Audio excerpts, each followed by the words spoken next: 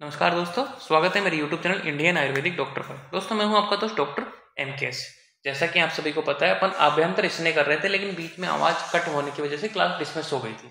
तो अपन स्टार्ट करते हैं आभ्यंतर स्नेह से अगेन। तो सिंपल सी बात क्या है, ध्यान से सुनो कि आभ्यंतर स्नेह मतलब अपने जो सेवन करते हैं किसी भी तरीके से, वो अपन ने स्नेह को से थोड़ा सा खाया, ज्यादा खाया, कम खाया, किसी भी तरीके से उसको पिया, तो वो तीन काम करता है: संशमन, संशोधन, ग्रहण।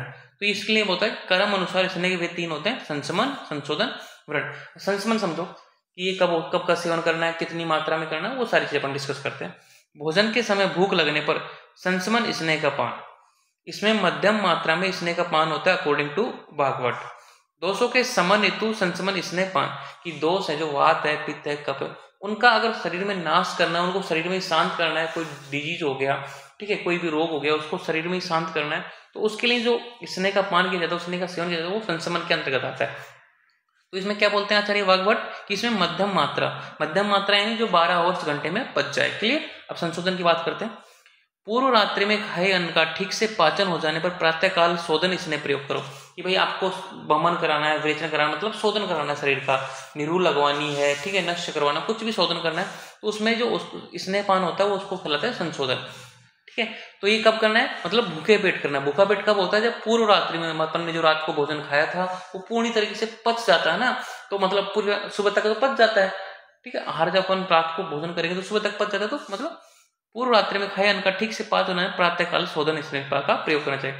निश्चित मात्रा में 3 से 7 दिन तक इसका प्रयोग करना चाहिए। समझो, 3 से 7 दिन, मिनिमम 3 दिन, मैक्सिमम 7 दिन प्रभुत मात्रा में स्नेह प्रयोग करना चाहिए, कि जब तक स्नेह पान कराना चाहिए तब तक उसमें स्नेह के गुण ना आ जाए। अब आ जाता है व्रण। यह मध्य मास तथा भोजन के मध्य मास तथा भोजन के साथ मिश्रित कर अल्प मात्रा में स्नेह शरीर को पुष्ट करने के लिए दिया जाता है। व्रण क्या है, जो कमजोर है, ठीक है, जैसे कि उसकी मानसिक स्थिति भी एक तरीके से कमजोर है, या फिर उसके जो शरीर है वो भी कमजोर है, उसमें मांस नहीं है, उसमें स्निग्धता गुण नहीं है, बिल्कुल रुक्ष है, उनमें व्रण किया जाता है। कि यह मद्य यानी शराब के साथ, मांस भोजन के साथ मिश्रित करके अल्प मात्रा में। अब देखो, जो कमजोर व्यक्ति है ना, उसकी अग्नि वैसे ही मंद होती है, तो उसको कम मात्रा में, धीरे धीरे मात्रा में, ऐसे तो है ही नहीं कि एक दिन में ही सब कुछ हो जाएगा, तो धीरे धीरे रहे मना, धीरे धीरे सब कुछ हो। आपने सुना ना, तो धीरे धीरे मतलब वो व्रण में आता है। ये मध्य मास तथा भोजन के साथ मिश्रित करके अल्प मात्रा में शरीर को पुष्ट करने के लिए दिया जाता है।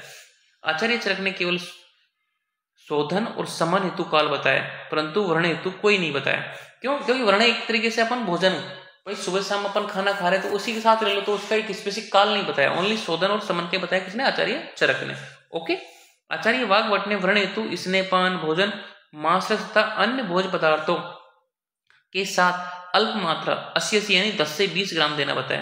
लेकिन आचार्य वाग्भट ने क्या किया, बता दिया कि भोजन के साथ, मांस रस के साथ, या अन्य जो भी अपन खाना खाएं उसके साथ ले लो कितना, 10 से 20 ग्राम ले लो। क्लियर। भोजन के साथ प्रतिदिन भोजन में मिलाकर मिश्रित रोटी खिचड़ी के साथ दो, मतलब किसी तरीके से भोजन में मिला लो। कितनी मात्रा मिलानी है? 80, मतलब ये सबसे छोटी मात्रा है, वो मतलब 10 से 20 ग्राम मिला लो, डेली का डेली उसको खाओ। ये व्रण में आचार्य वाग्भट ने बताया। अब इसकी एक तुलनात्मक अध्ययन स्टडी करते हैं अपन। यहाँ पे देखो, कर्म में शोधन, समन, व्रण अपन ने 3 पढ़े। तो शोधन मात्रा क्या है, तो जो शोधन में मात्रा आएगी वो आचार्य चरक के अनुसार तो मध्यम आती है, और आचार्य वाग्भट के अनुसार उत्तम आती है। किसमें? शोधन में। ये बात ध्यान रखना। उत्तम मात्रा क्या होती है? जो 24 आवर्स में पचे। क्लियर। मध्यम मात्रा क्या होती है? जो 12 आवर में पचे, ये है मध्यम। तो शोधन में मध्यम मात्रा किसने यूज किया? आचार्य चरक ने। शोधन में उत्तम मात्रा किसने की है? आचार्य वाग्भट ने। ये इसको रट लो, ये IAPGT में क्वेश्चन हर बार आता ही आता है। IAPGT में नहीं आएगा तो किसी अदर कॉम्पिटिटिव एग्जाम में आता ही है। क्लियर। देने का काल क्या होता है? प्रातः, रात्रि का भोजन जीर्ण होने पर। जो अपन ने पीछे पढ़ा वही बात है, उसको थोड़ा सारणी के तौर पर लिख रहे हैं। दिन कितने दिन तक करना है? अगर किसी व्यक्ति का मृत्यु कोष्ठ है तो 3 दिन कराओ, मध्यम कोष्ठ है तो 4, 5, 6, जब तक स्नेहपान के लक्षण नहीं आ जाते ना पूर्णतः तब तक कराओ। जब चौथे दिन आ गया तो चौथे दिन कराओ, तो 4 दिन तक कराओ। 5 दिन आ रहा है तो 5 दिन तक कराओ, जिस दिन आ गया उस दिन रोक दो। और क्रूर कोष्ठ, जो मतलब क्रूर कोष्ठ है, भयंकर क्रूर कोष्ठ है, उसको 7 दिन तक कराओ। 7 दिन तक अगर उसमें स्नेहपान के लक्षण नहीं आते तो थोड़ा सा गैप देके तुम पुनः स्नेहपान कराओ। ठीक है। समन देखो, उत्तम मात्रा यदि स्नेह नित्य, नित्या, गुल्म, सर्पदंश, विसर्प, मूत्रकृच, ठीक है, सूखा मत, इसमें समन में ये डिजीज बताएं, ठीक है। उत्तम मात्रा देनी है भाई, गुल में, सर्पदंश में, विसर्प में, मूत्रकृच में, और जिसका मल सूखा रहता है उनमें उत्तम मात्रा करनी है। मध्यम मात्रा, रुसक, स्फोट, पीड़िका, प्रमेय, वात्रक, मृदुकोष्ठी और बल मध्यम, जिसमें मध्यम मात्रा में सेवन करना है। अब समझ में आ गया उत्तम मात्रा क्या होती है, जो 24 आवर्स में पचे, ठीक है। मान लो किसी डिजीज का आपको समन करना है तो उसमें कितने स्नेहपान करना है, तो उत्तम मात्रा में उत्तम मात्रा में 24 आवर्स में पच जाए, इतना स्नेहपान इन डिजीजों में देना है। मध्यम मात्रा में जो 12 आवर्स में पचे वो इन डिजीजों में देना है, क्लियर। और हीन मात्रा यानी कम मात्रा में, कोई वृद्ध व्यक्ति है, बालक है, सुकुमार है, रिक्त कोष्ठ वाला है, मतलब उसमें खाली पेट है, उसमें कुछ नहीं है, ठीक है। मंद अग्नि, जीर्ण चवन, जीर्ण अतिसार व अल्प बल में हीन मात्रा में देना है, ओके। अब इसका जो देने का काल क्या है, भूख लगने पर, भूख लगने पर, भूख लगने पर, तीनों में है, उत्तम, मध्यम, संधिकीय। और यहाँ पे जो मृदु में 3 दिन, मध्यम में 4 से 5-6 दिन, क्रूर में 7 दिन, सेम तीनों में ऐसे कैसे। अपन ने जो पढ़ा थोड़ी देर पहले अभ्यंतर स्नेह का प्रयोग, ठीक है, वही है, तो इसको थोड़ा सारणी के तौर पर लिखा है। अब व्रण में हीन मात्रा में मतलब कम मात्रा में, या अश्वसी मात्रा मतलब जो एक तरीके से सबसे निम्नतम मात्रा है, वो देने का समय कोई निश्चित नहीं है, जब भी भूख लगे तब साथ में खा लो, ठीक है, वही है। मृदु कोष्ठ में 3 दिन, मध्यम कोष्ठ में 4 से 5-6 दिन और क्रूर कोष्ठ में 7 दिन, क्लियर। अब बात करते हैं स्नेह के कौन योग्य है कौन अयोग्य है। तो ये थोड़ा सा एक बार दोबारा मैं बताता हूँ, ये आपको ये तो इंपॉर्टेंट स्टार मार्क कर लेना है कि भाई मध्यम किसने बताई, उत्तम किसने बताई, ये क्वेश्चन आता रहता है, ओके। इसमें इंपॉर्टेंट यही है, इसमें बच्चा कंफ्यूज होता है। स्नेह योग्य कौन है, अयोग्य कौन है, अब इसको अपन बात करते हैं। तो ये जो श्लोक है, ठीक है, चरक सूत्र 13 में आपको मिल जाएगा, आप अच्छे से आप इसको देख लेना। चरक सूत्र 13 में 16वां श्लोक है, ओके। जिनका स्वेदन कराना हो और जिनका शोधन कराना हो, ठीक है बात है। रुक्ष शरीर वाले, वात रोग से पीड़ित, व्यायाम, मद, स्त्री नित्य, चिंतन करने वाले, वृद्ध बालक, कृष, रुक्ष, ठीक है। यहाँ पे लिखा हुआ है क्षीण स्रोतस, निद्रा कठिनाई से खुलती हो, तिमिर रोग से पीड़ित, रुक्ष, क्षीण रक्त, क्षीण वीर्य और युद्ध करने वाले, ये तो है योग्य पुरुष। अब इनको समझो, एक एक चीज को समझाते हैं अपन को अच्छे से। देखो हर चीज में कॉमन देखो, अपन को स्नेन कराना है, तो स्नेन के बाद में होता है स्वेदन। अगर मान लो किसी का पंचकर्मा का प्रोसेस करवाना है स्नेन स्वेदन ममन में, तो सीधी सी बात है, जो शोधन कराना चाहता है उसका आपको स्नेन करना है, जिसको स्वेदन कराना है तो उससे पहले आपको स्नेन करना है। मतलब स्वेदन क्यों, आपने पढ़ा ना भाई, दोष पिघलेंगे, पहले दोषों को मुलायम करो, मुलायम करने के लिए, ठीक है, फिर उसके बाद में उसका अगला प्रोसेस स्वेदन होता है। तो पहले इसका स्वेदन करना और जिसको शोधन करना हो उस पर तो अपन स्वेदन करेंगे। रुक्ष शरीर वाले, वात का गुण क्या है, तत्र रुक्ष, और स्नेह का गुण क्या है, स्निग्ध, तो रुक्ष के विपरीत वाला तो रुक्ष। वात रोग से आपको पता है कि वात रोग की सबसे श्रेष्ठ औषधि क्या है, तेल, तेल यानी स्नेह, तो वात रोग से पीड़ित। व्यायाम, मद, स्त्री नित्य, जो व्यायाम डेली करता है, जो दारू डेली पीता है, तो जो नित्य स्त्री का सेवन करता है, मतलब जो सेक्सुअल एक्टिविटी डेली करता है अपनी वाइफ के साथ, उन व्यक्तियों में क्या है, वात बढ़ी हुई होती है। तो उनमें एक मिनट उनमें क्या होता है, व्यायाम, मद, स्त्री नित्य कि उनमें वात बढ़ी हुई थी, तो वात का नाश कौन करता है, इसने। चिंतन करने, चिंता करने से वात बढ़ती है, तो उसका भी नाश कौन करता है, इसने। वृद्ध बालक, कृष मतलब कृष, रुक्ष, क्षीण स्रोतस, इन सब में क्या होती है, वाल तो बढ़ी हुई होती है, ठीक है। अब आप बोलोगे कि बालक, बालक में तो वात नहीं बढ़ी होती, बालक में तो क्या रहता है, कफ रहता है, लेकिन बालक में क्या होता है, उसकी जो वर्ण करने के लिए, पोषण देने के लिए स्नेह आवश्यक होता है, क्लियर। अब आगे बढ़ते हैं। निद्रा कठिनाई से खुलती है, अब निद्रा कठिनाई से खुलती है मतलब थोड़ा सा तंद्रा टाइप की रहती है, तंद्रा रहती है, या फिर निद्रा देरी से आती है, उसमें क्या बात बड़ी हुई होती है, तो उसके लिए भी आपको स्नेह। तिमिर रोग, तिमिर वात से, रुक्ष, क्षीण रक्त, क्षीण वीर्य, तो ये क्या करते हैं, एक तरह से कमजोरी को इंडिकेट करते हैं, तो उसमें क्या था, स्नेह, स्नेह की स्निग्ध गुण है, गुरु गुण है, ये सारे जो स्नेह के जो अपन ने गुण पढ़े ना, वो यहाँ पे काम करेंगे। युद्ध करने वाले, युद्ध करने वाले उसको एनर्जी चाहिए, तो स्नेह से एनर्जी मिलेगी, तो ये है योग्य, ठीक है। अब अगर अर्थ करते हैं अयोग्य, कोई भी ऐसी चीज रटने की नहीं है, सब आप कॉन्सेप्ट लगा के समझ सकते हो। कप हुआ है मेद वृद्धि वाले, जिनमें कप और मेद पहले से ही बढ़ा हुआ है, स्नेह का जो कंटेंट है जिससे अपन को बढ़ाना है वो चीज पहले ही बढ़ी है, तो उनमें आपको नहीं कराना है, क्लियर। यहाँ पे अयोग्य है। लाला स्राव युक्त, जिसमें लार पहले से भरी उसमें से निकल रहा है, तो उसको नहीं करवाना। तृष्णा, मूर्छा, तालुसासी रोगी। अब यहाँ पे देखो प्यास है, तृष्णा, तृष्णा में स्तनपान नहीं कराना, ये बात ध्यान रखना, ठीक है, नहीं तो और ज्यादा आपको प्यास लगेगी। मूर्छा, मूर्छा में नहीं कराना, क्योंकि अब जैसे कि ज्यादा घी वाली मिठाई खाने से व्यक्ति बेहोश हो जाता है, तो मूर्छा को बढ़ा देता है इसने, ठीक है। तालुसोस उसमें, ओके। अब यहाँ पे देखो, स्नेहपान से ग्लानि युक्त, अत्यंत दुर्बल, क्षीण रोगी, प्रभाविका, मध्याग्नि रोगी, तरुण चोरण, अकाल प्रसूता, और स्तंभ ग्रस्त रोगी, रुक्षणाई, अति तीक्ष्णाग्नि, मंद रोगी, अजीर्ण व्यक्ति। अब ये समझो, सिंपल सी बात ये है कि जिनमें इसने पहले से बढ़ा उनमें नहीं करना। एक है कि भाई यहाँ पे अत्यंत दुर्बल, अत्यंत दुर्बल की क्या होती है, बहुत ही ज्यादा दुर्बल हो गया, बिल्कुल बिल्कुल दुर्बल हो गया, तो उसको स्तनपान नहीं कराना। क्यों? क्योंकि उसकी अग्नि मंद है, वो पचा ही नहीं पाएगा। उल्टा उसकी जो अग्नि थी ना, थोड़ी बहुत भी जो उसकी अनुरूप से ज्योति थी अग्नि, वो भी नष्ट हो जाएगी। क्षीण रोगी, बिल्कुल नष्ट हो गया उसका, वो पचा ही नहीं पाएगा, उसको सामर्थ्य नहीं है उसको पचा पाने का, ठीक है। प्रवाहिका, मंद अग्नि, तरुण जवन, तरुण जवन में क्या होता है, क्योंकि आम बना रहता है पहले से ही, ठीक है। और स्तंभ में भी है कि कफ का योगदान रहता है।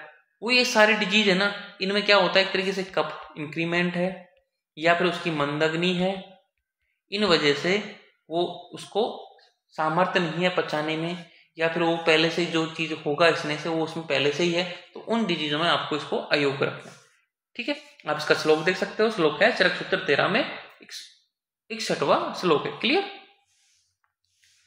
आगे बढ़ते हैं। अब यहाँ पे देखो, शोधनार्थ स्नेहपान, पाचन। अब मान लो कि अपन को किसी व्यक्ति का शोधना करना है, तो उसको पहले क्या करना है, पाचन देना है। 3 से 5 दिन तक उसको पाचन औषधि देनी है। क्यों?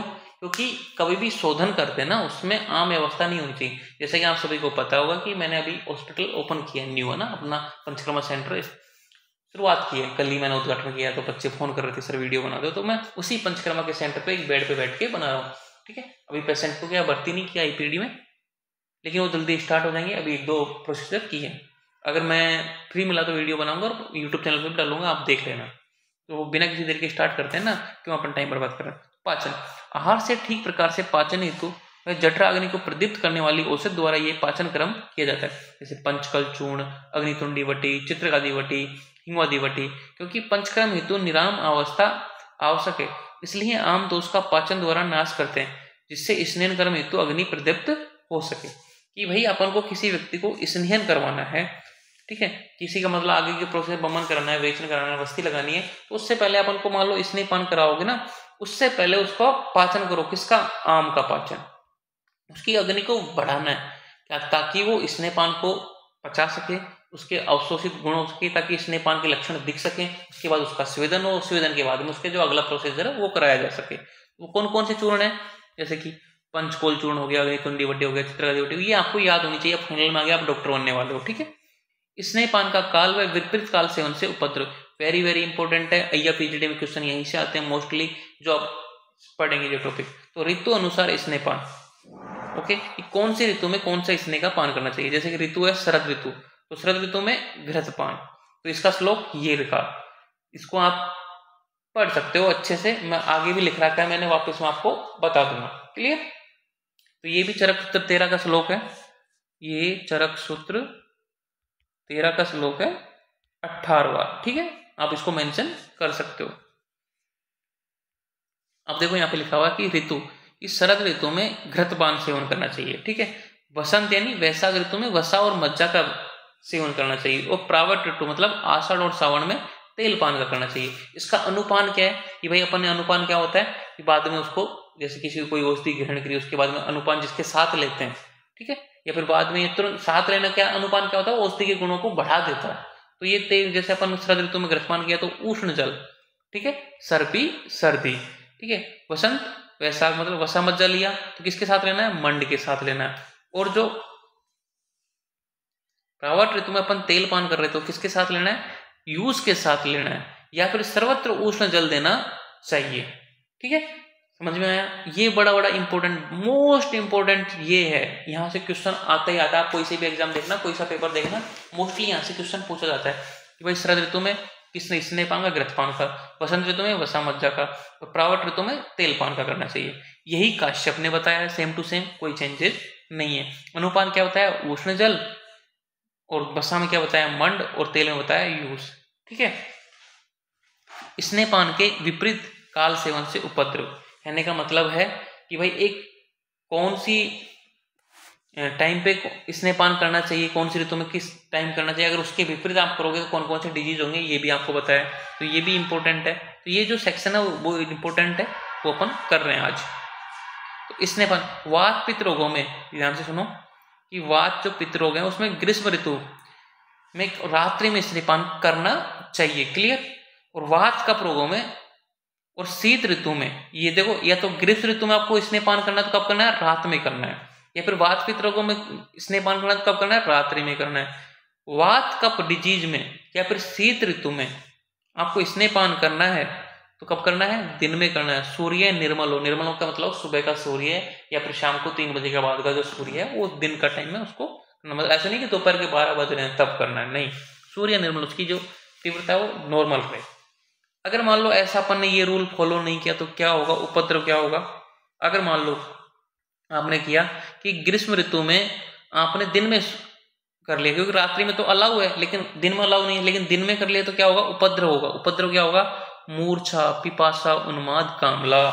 वेरी वेरी इंपॉर्टेंट, ये डिजीज में आ जाते हैं कि भाई कौन सा, कि ग्रीष्म ऋतु में दिन में स्नेहपान करने से कौन सा डिजीज होगा। ऐसे एमसीक्यू में क्वेश्चन आ गया, वही IRPGT के हिसाब से इंपॉर्टेंट है।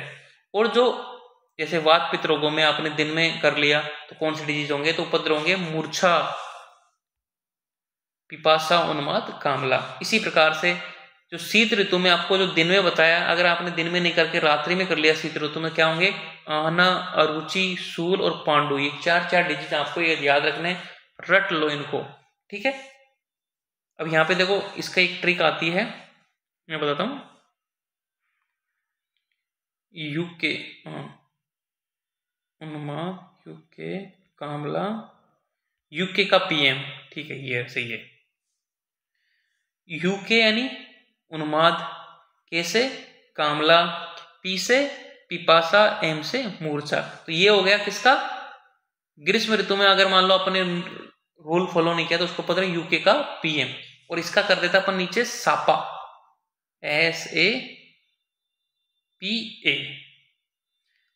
से सूल, ए से आना, पी से पांडु और ए से अरुचि। ये हो गया सापा, ये आपको पता होना चाहिए। तो ये ट्रिक है, क्योंकि ये ट्रिक इंपॉर्टेंट है, ये क्वेश्चन आता है इसलिए मैंने यहाँ की ट्रिक बना रखी है। ऊपर वाले की तो होगी यूके PM और HA की होगी सापा, SAPA। ठीक है, आगे बढ़ते हैं। तो ये हो गया, छोटा सा पॉइंट था, वेरी वेरी इंपॉर्टेंट, जो अब आज की क्लास में अपन ने पढ़ा, वेरी वेरी इंपॉर्टेंट। ये आपके लिए मतलब पूरे चैप्टर का सार है IRPGT के हिसाब से। अपन करते हैं अब शोधनार्थ स्नेह की मात्राएं। मात्रा का महत्व है, अमात्रा युक्त स्नेहपान से रोग। देखो हर चीज में, कोई भी चीज हो, ये तो यहाँ पे लिखा हुआ है कि कोई भी चीज अगर हम लिमिट में लेंगे, क्वांटिटी में लेंगे, एक निश्चित मात्रा में लेंगे तो वो फायदा करेगी, लेकिन अगर वो किसी अनिश्चित मात्रा में लेंगे तो वो डिजीज करेगी। तो अमात्रा से स्नेहपान से रोग होते हैं। तो मात्रा किस प्रकार की होती है, 80 मात्रा होती है, अश्व मात्रा होती है, मध्यम मात्रा होती है, उत्तम मात्रा होती है।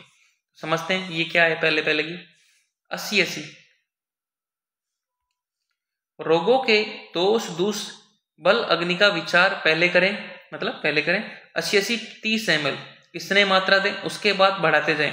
अज्ञात कोष्ठ, बालक, वृद्ध व सुकुमार को ये मात्रा दें। कहने का मतलब है कि सबसे जो छोटी से छोटी मात्रा होती है ना, वो है 80 30 ml बताइए, कि इसके बाद इसको बढ़ा दें, मतलब 30 ml से शुरू करो, धीरे धीरे इसको बढ़ाओ। किस किस को देनी, अज्ञात कोष्ठ। कोष्ठ क्या होते हैं, क्रूर कोष्ठ, मृदु कोष्ठ, मध्यम कोष्ठ। आपने जो फर्स्ट चैप्टर पढ़ा अच्छे से आपने को समझाया मैंने कोष्ठ का क्या महत्व है। ठीक है, तो अज्ञात कोष्ठ आपको पता ही नहीं कि व्यक्ति का मृदु कोष्ठ है कि क्रूर कोष्ठ है, तो उसको पहले यहाँ से स्टार्ट करो। एक तरीके से उसका टेस्ट कर रहे हैं अपन कि ठीक है, बालक को, वृद्ध को, और सुकुमार। सुकुमार होता है एक तरीके से मतलब जो राजकुमार होता है, बिल्कुल पल को पिपलने वाला, उसने कभी कष्ट देखे ही नहीं है, वैसा व्यक्ति। ठीक है, उसको 80।